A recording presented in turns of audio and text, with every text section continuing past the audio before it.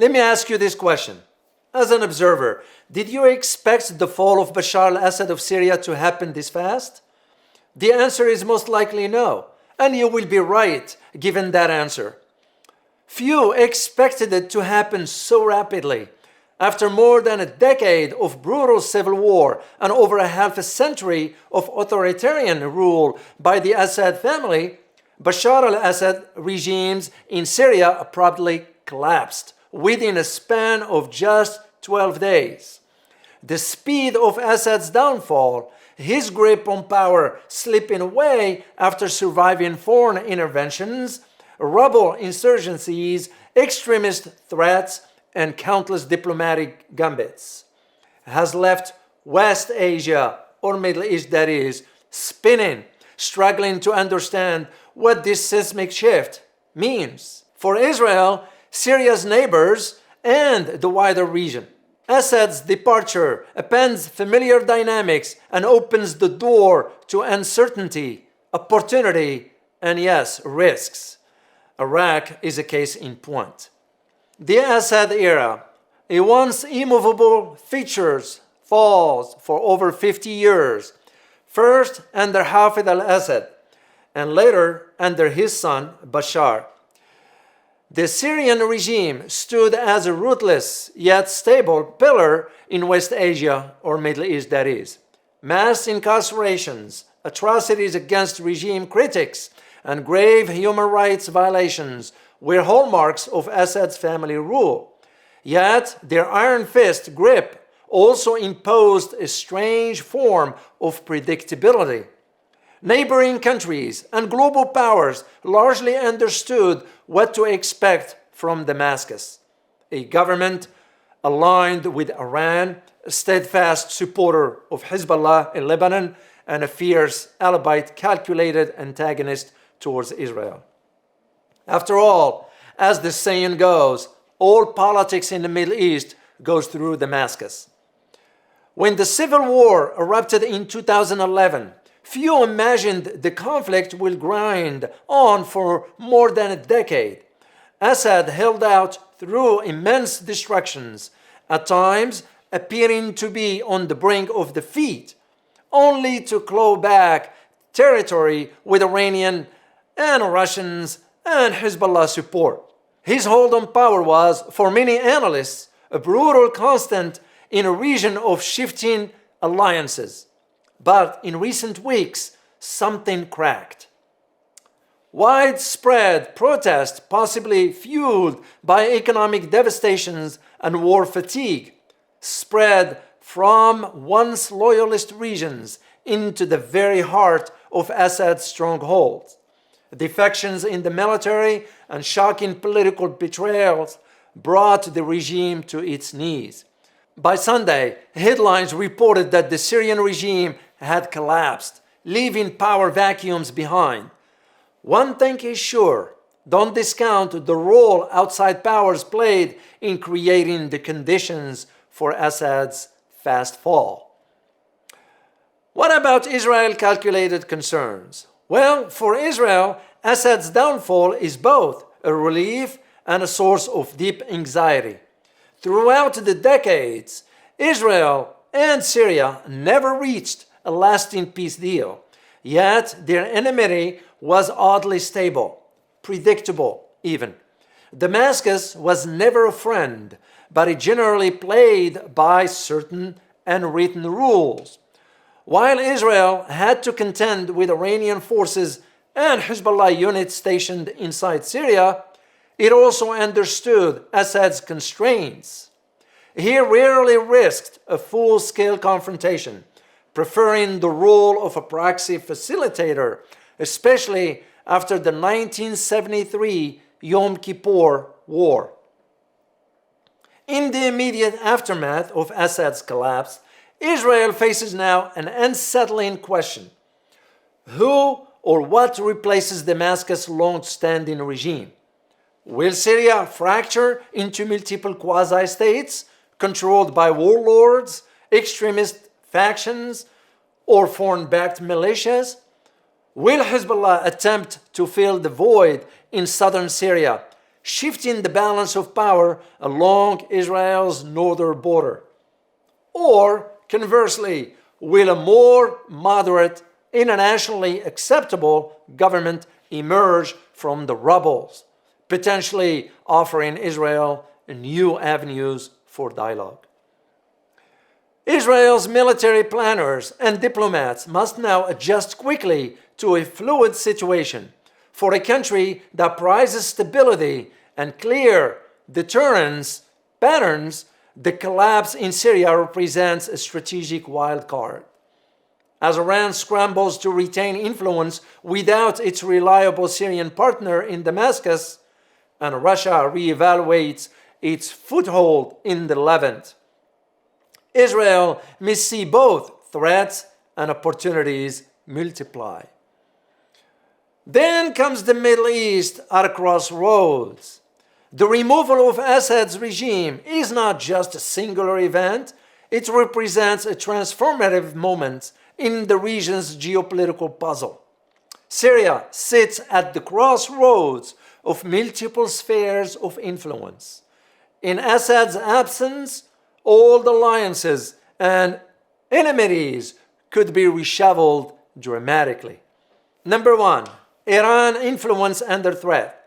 For Tehran, Damascus serves as a critical bridge to Hezbollah and a buffer against Western and Gulf interests. With Assad gone, Iran risks losing the key conduit that enabled it to project power into the Levant. Iranian advisors and fighters may struggle to maintain cohesion in a post-Assad Syria. If new Syrian leaders refuse to host Iranian bases or allow the free flow of arms to Hezbollah, Tehran's axis of resistance strategy may be weakened. This could reduce threats to Israel, but it could also push Iran into more desperate measures, fostering instability as Tehran seeks new footholds elsewhere. Number two, Russia's calculations. Moscow's intervention in Syria was pivotal in saving Assad in 2015. The regime's collapse now represents a massive setback for Russian ambitions in the Mediterranean and Middle East, or West Asia, that is. Russia's prized naval base at Tartus, once secured under Assad, may now be in jeopardy. A less secure Russian possession in Syria might embolden NATO members or encourage Turkey to assert influence. On the other hand, Russia may try to negotiate with new Syrian players to preserve key interests. For Israel, this introduces more uncertainty. Without dependable deconfliction mechanisms in place, the risk of accidental clashes or misunderstandings between Israel and Russian forces in Syrian airspace could increase. Number three, Turkey's ambitions.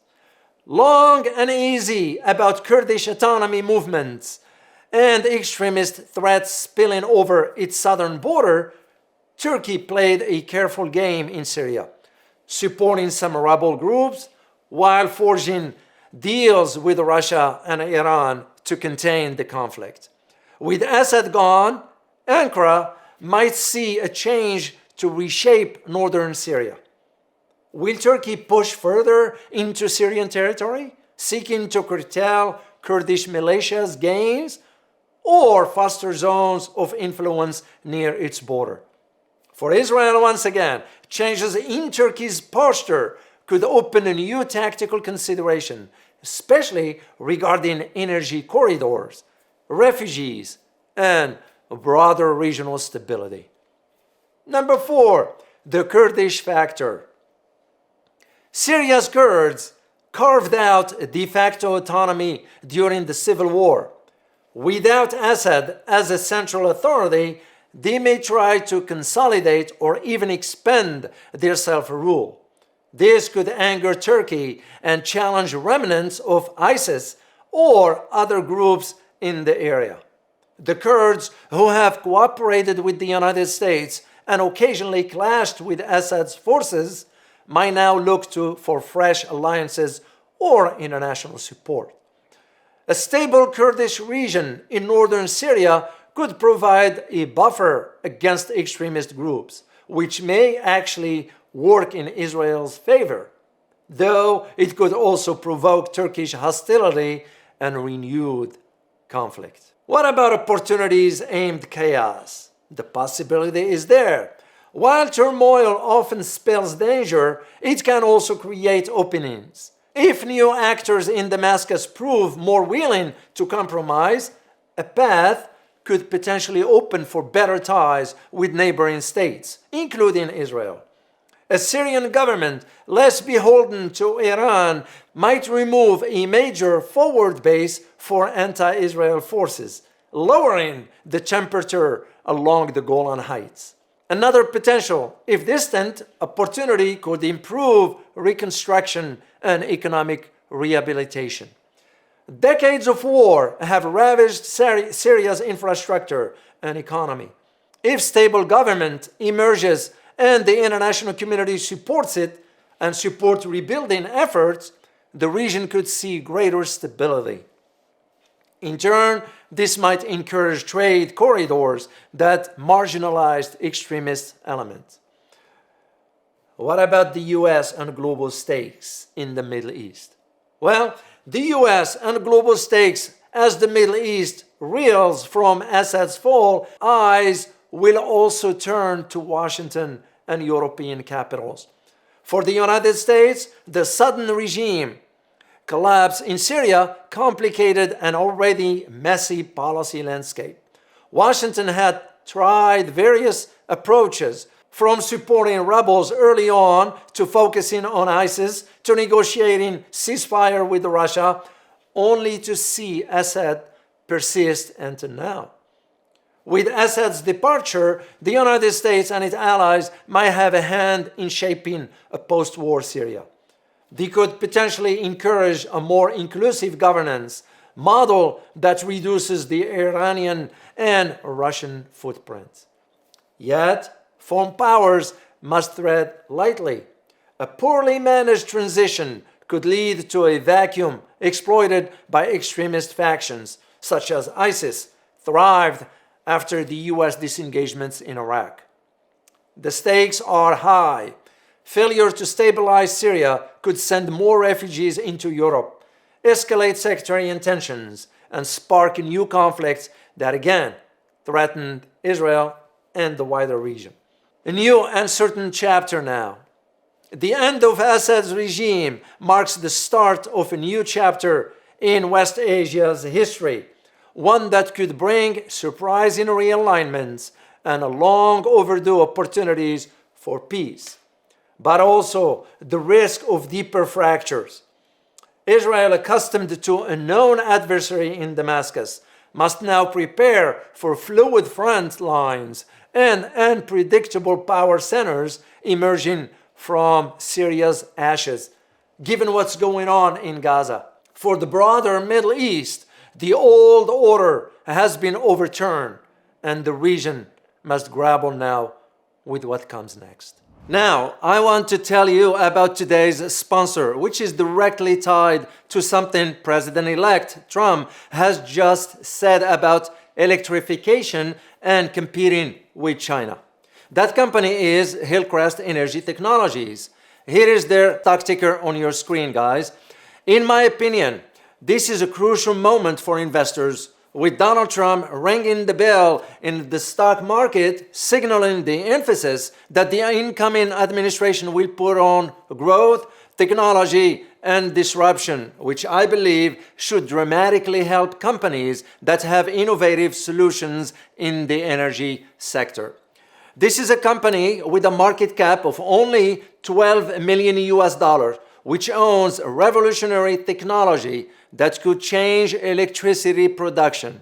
It's very, very exciting that this could be an early stage opportunity with immense upside potential, since it has proprietary patents filing already with disruptive impact and several initiatives in the pipeline. Hillcrest is the very first company to figure out how to virtually eliminate switching losses, made part of energy losses, when basically converting electricity from DC to AC power and vice versa. In other words, when solar panels produce energy and then it's stored in batteries or used by businesses or households, there is energy lost during that conversion process. This amounts to wasted energy, billions of wasted dollars.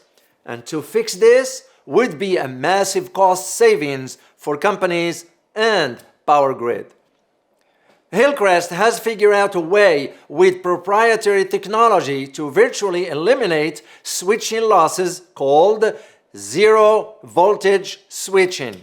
Up until now, this only existed in a laboratory environment. Hillcrest has now brought this to market for the very first time, the only commercial inverter prototype of its kind in the world.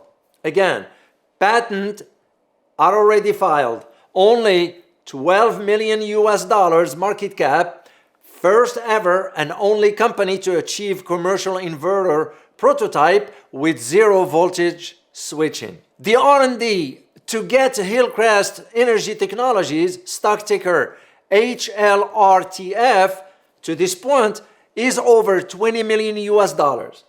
Do you realize the market cap is 40% lower than what the company had already spent to reach this feat? This is wild in my view. As far as I know, they are years ahead of any competitor in the field, so they have first mover advantage. Electric vehicle manufacturer, solar and wind farm owners, data center operators, each local grid, we are talking about the entire global electricity market, are always looking to crack the holy grail for this problem. They all want zero wasted energy and minimal electromagnetic interference. But no one, and I mean no one, in the past 120 years had succeeded in producing a commercial zero voltage switching inverter prototype. Hillcrest figured it out. And they are already in talks with some of the largest electric vehicle manufacturers in the world. The CEO stated that they do not believe any other company is even near competing with them. Their chief technology officer believes that to compete with them will require years, and the competitor will need to assemble just the right team, which is very difficult undertaking, as you know. Hillcrest ZVS inverter technology boosts about 99.7% efficiency, virtually eliminates switching losses, achieves incredibly low electromagnetic interference, and offers substantial cost savings to manufacturer.